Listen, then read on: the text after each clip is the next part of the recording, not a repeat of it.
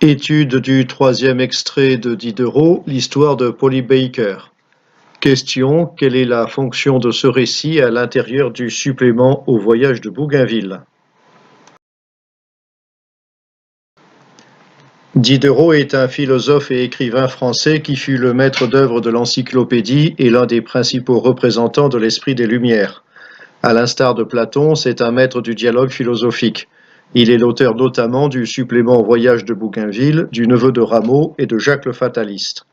Nous allons étudier un extrait du supplément au voyage de Bougainville, récit totalement imaginaire, que Diderot présente comme une suite du voyage autour du monde de Louis-Antoine de Bougainville. Dans ce passage, Diderot reprend l'histoire de Polly Baker, en fait un hoax inventé par Benjamin Franklin, mais auquel tout le monde a cru.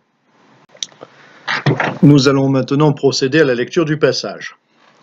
Une fille, Miss Polly Baker, devenue grosse pour la 5e fois, fut traduite devant le tribunal de justice de Connecticut, près de Boston. La loi condamne toutes les personnes du sexe qui ne doivent le titre de mère qu'au libertinage à une amende ou à une punition corporelle lorsqu'elles ne peuvent payer l'amende. Miss Polly, en entrant dans la salle où les juges étaient assemblés, leur tint ce discours. « Permettez-moi, messieurs, de vous adresser quelques mots. Je suis une fille malheureuse et pauvre, je n'ai pas le moyen de payer des avocats pour prendre ma défense, et je ne vous retiendrai pas longtemps. Je ne me flatte pas que dans la sentence que vous allez prononcer, vous vous écartiez de la loi. Ce que j'ose espérer, c'est que vous daignerez implorer pour moi les bontés du gouvernement et obtenir qu'il me dispense de l'amende. Voici la 5e fois que je parais devant vous pour le même sujet.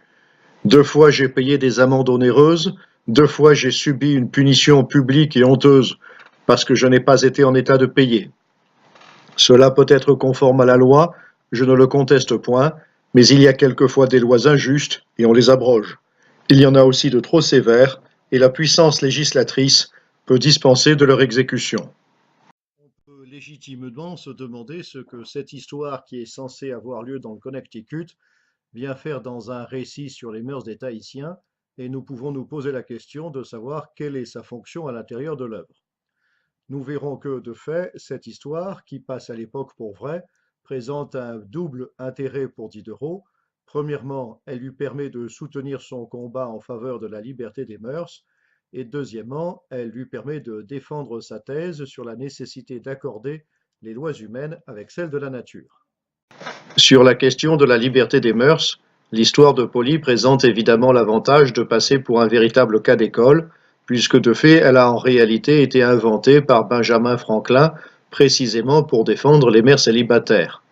Il échappe sans doute à la sagacité de Diderot que l'histoire est un peu trop belle pour être vraie. Polly aurait été séduite par un magistrat, ce qui fait d'elle une victime d'un homme de loi. Elle serait parvenue à éduquer très correctement 5 enfants qui seraient de bons citoyens, alors qu'on se demande comment, dans sa situation, elle aurait pu y parvenir sans recourir à la prostitution. Elle est capable de tenir un discours admirable devant un tribunal et de faire la leçon aux juges sur le bien fondé de la loi, alors qu'elle n'est qu'une fille du peuple. Et enfin, l'histoire se termine sur un happy end, presque comme dans un conte de fées, ce qui est tout de même fort peu probable dans le contexte de l'époque. Si tout le monde a pu croire à l'authenticité de ce récit, c'est sans doute davantage grâce au talent de Franklin et à l'utilisation de la première personne qui véhicule avec elle toute une charge émotionnelle et permet de prendre le lecteur davantage par les sentiments que par la raison. Nous allons voir d'abord dans cette partie les caractéristiques du plaidoyer pro domo de la jeune femme, et nous réservons pour la deuxième partie l'étude de l'usage qu'en fait Diderot et la manière dont il l'utilise pour servir son propos. Nous retrouvons ici toutes les caractéristiques d'un authentique plaidoyer tel qu'il aurait pu être prononcé par l'accusée elle-même. D'abord, l'utilisation des premières et deuxièmes personnes qui suppose la présence physique des différents interlocuteurs dans le tribunal. Ensuite, des questions nombreuses démontrent l'étonnement de l'accusée, qui se sent elle-même en position de victime devant le fonctionnement de la justice et la logique des lois. Pour elle-même, Polly ne demande rien d'autre que la remise d'une sentence dont l'absurdité semble sauter aux yeux, puisque les 4 premières punitions n'ont servi de rien. La situation de pauvreté et de détresse de la jeune femme est mise en évidence par le fait qu'elle ne peut se payer un avocat et qu'elle se trouve contrainte de se défendre elle-même. Elle utilise le présent d'actualité et se place volontairement en situation de faiblesse. D'autre part, elle multiplie les marques de respect envers le tribunal et l'appareil judiciaire, s'exprime de manière très humble et se contente d'implorer l'indulgence du tribunal. De plus, elle se montre très respectueuse de la monarchie en affirmant qu'en faisant 5 enfants, elle s'est rendue utile à l'État et au roi. Elle proclame également son respect envers la religion et assure que ses enfants ont reçu une éducation religieuse en dépit du fait qu'elle a été elle-même excommuniée.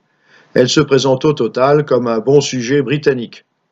Elle cherche surtout à prendre son public par les sentiments, en suscitant la pitié, en se plaçant dans une position de soumission face au tribunal, en arguant de son manque d'argent pour les choses nécessaires, en utilisant un champ lexical de la faiblesse, un vocabulaire et un langage simple, caractéristique d'une fille du peuple. Cependant, son argument le plus fort et le plus convaincant consiste à désigner un des magistrats du tribunal comme le premier fautif et l'auteur de tous ces malheurs. La logique semble imparable. Comment ces juges, en conscience, pourraient-ils la condamner elle seule alors qu'ils honorent le principal coupable?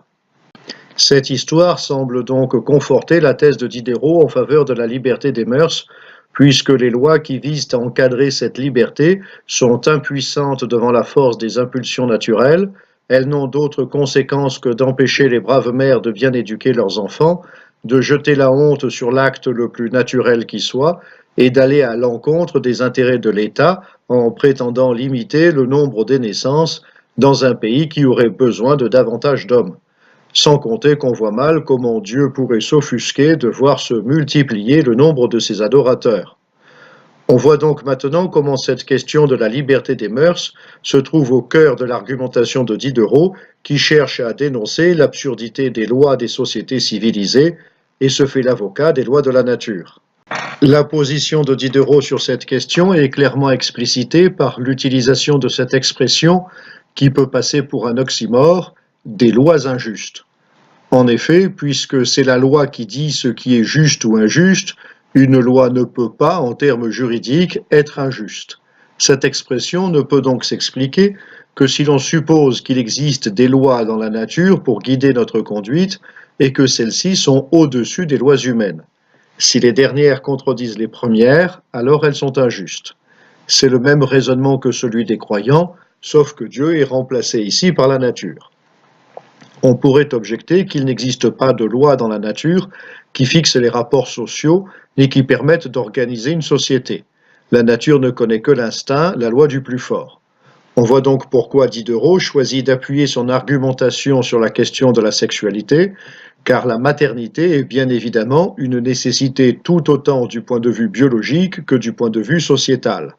Le développement des espèces comme celui des civilisations dépend fondamentalement de cette question de la procréation.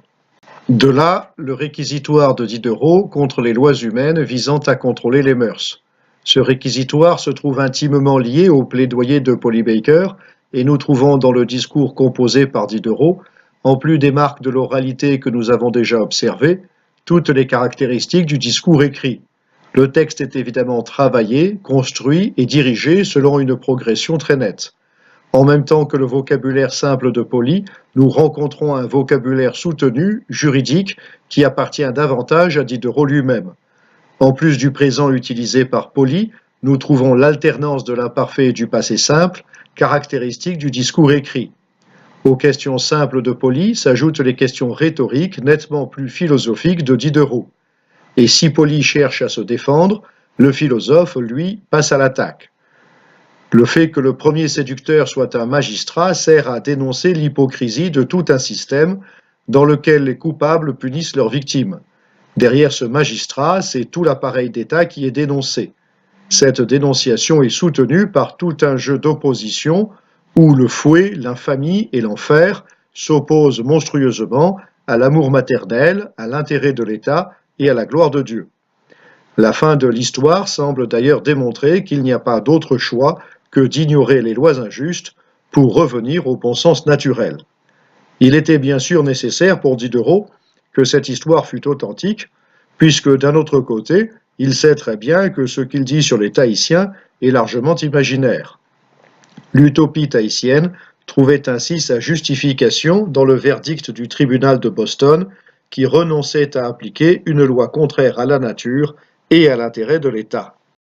De fait, le discours construit par Diderot joue sur deux registres, celui de la femme humble et pitoyable et celui du savant et du philosophe. Dans le premier cas, il cherche à éveiller les sentiments du lecteur, de l'autre à le convaincre de la justesse de sa thèse. Les deux discours se superposent et se soutiennent mutuellement. Derrière l'histoire de Polly, Diderot défend le droit à l'amour libre et attaque l'emprise des principes religieux qui sacralisent la sexualité.